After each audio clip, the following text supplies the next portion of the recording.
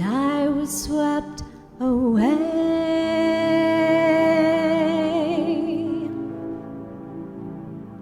So I'm going with the flow now, these relentless twists and bends, acclimating to the motion and a sense of being led. And this river's like my body now, it carries me along through the ever-changing scenes and by the rocks that sing this song. God is a river, not just a stone. God is a wild, raging rapids and a slow, meandering flow. God is a deep and narrow passage, a peaceful, sandy shore. God is a river swimmer. So let go.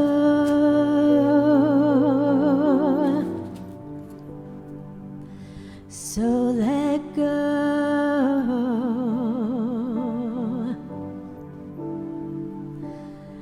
God is the river swimmer.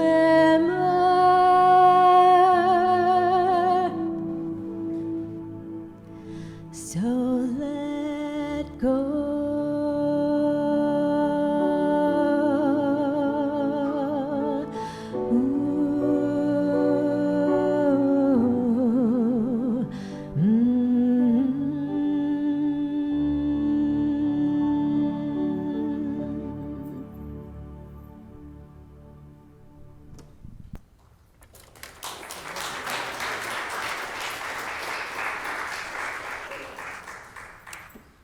Thank you, Cindy and Carolyn. I'm not aware of any new prayer concerns, so I just invite you to take a moment and pray about the things that are in your heart, and then I'll say a little prayer. So let us be in a spirit of prayer.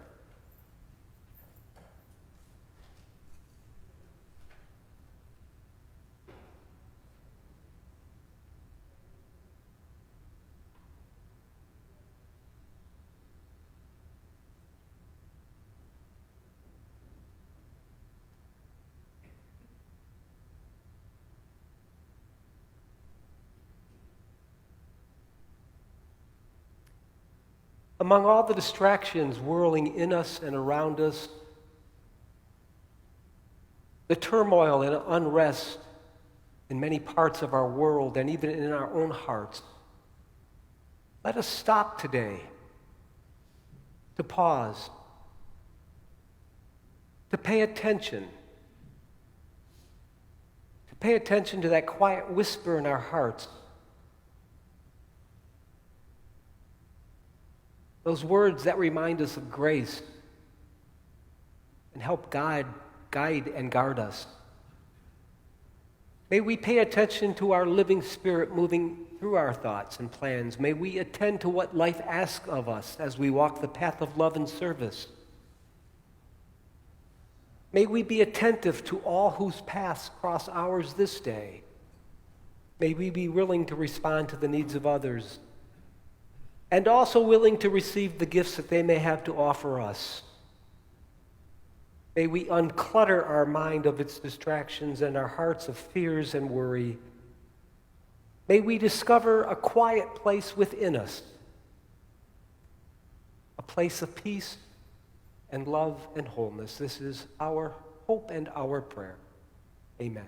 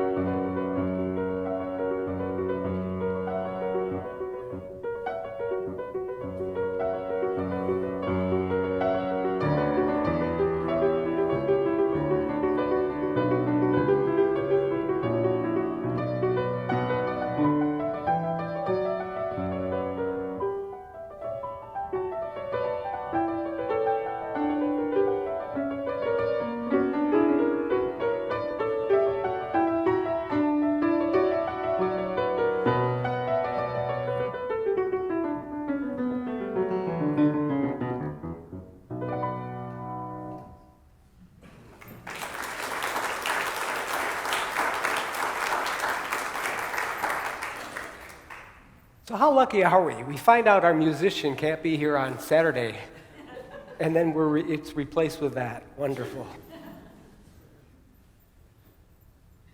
I've made the call too many times, a call to a mom or dad.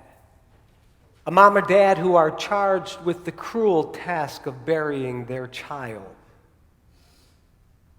That call never gets any easier to make. Parents aren't supposed to bury their children, not in the modern world anyway.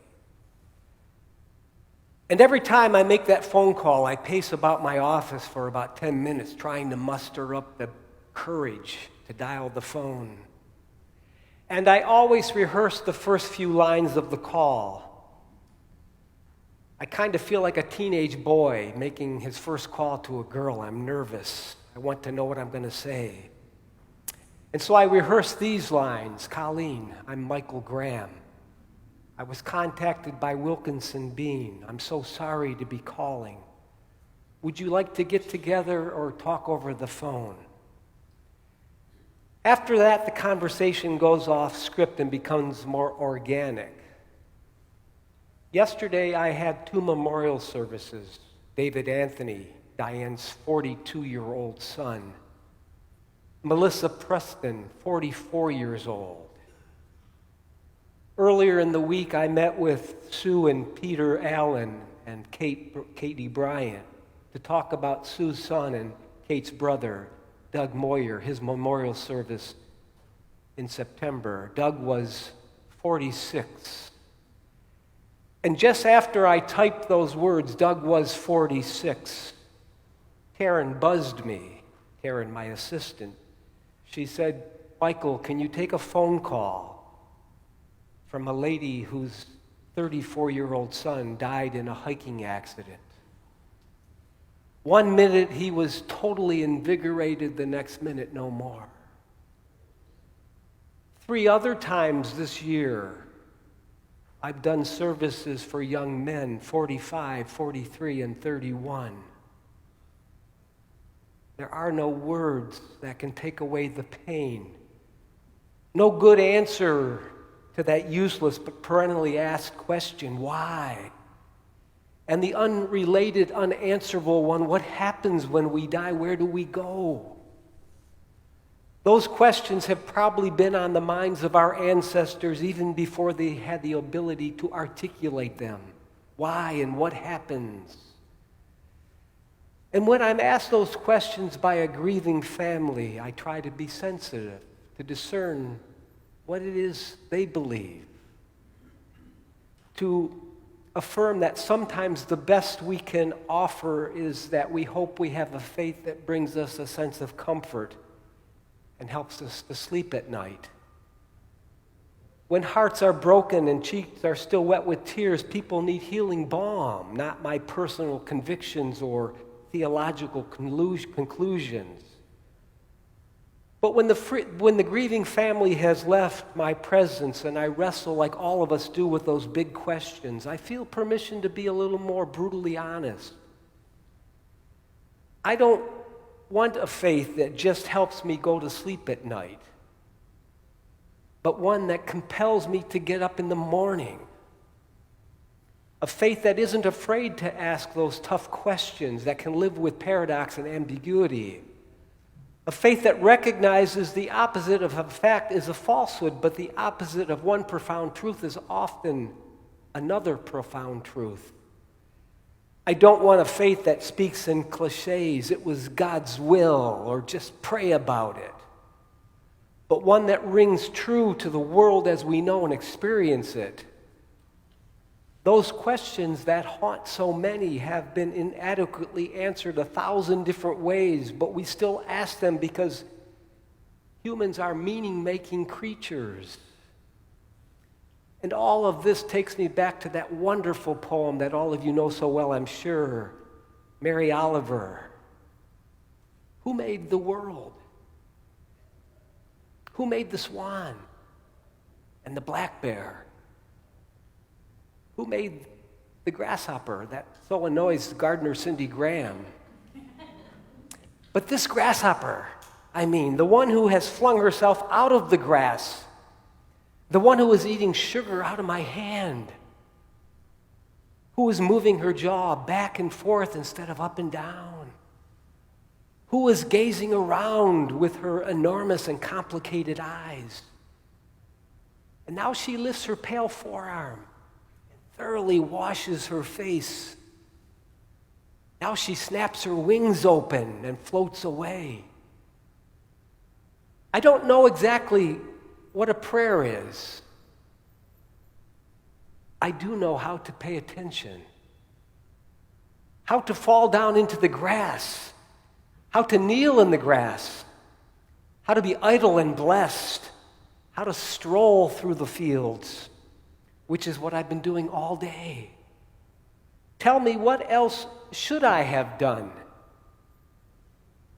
Doesn't everyone die at last and too soon? Tell me, what is it you plan to do with your one wild and precious life? Those two questions are really the only questions that matter to me. The realization that we all die and many too soon.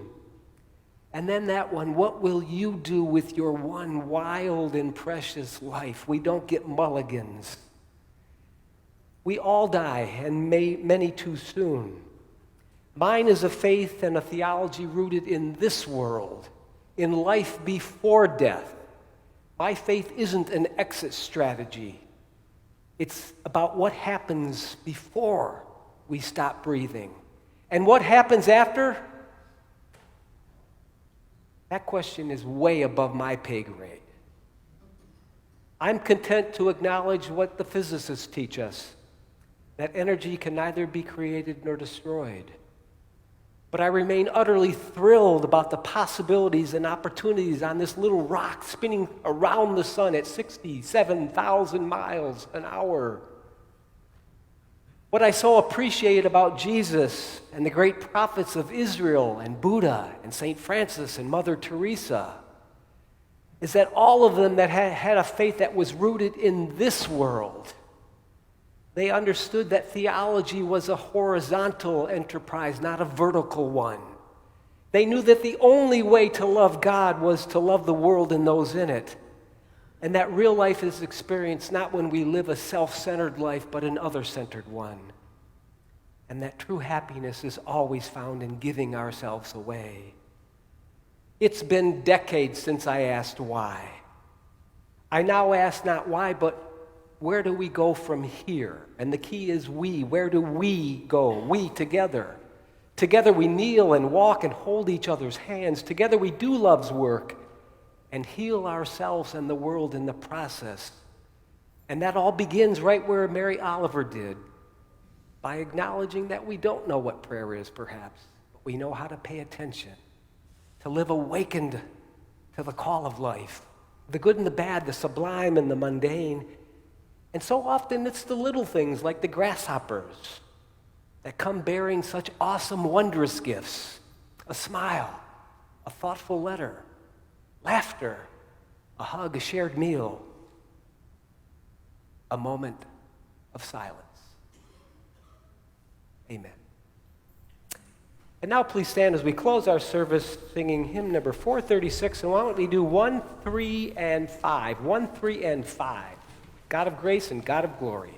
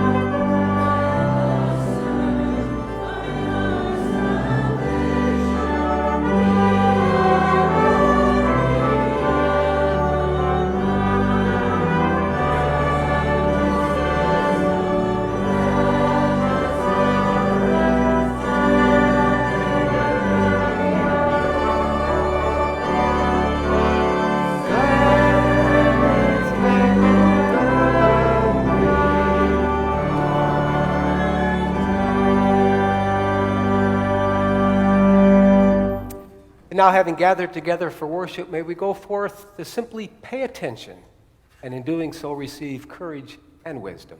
Amen.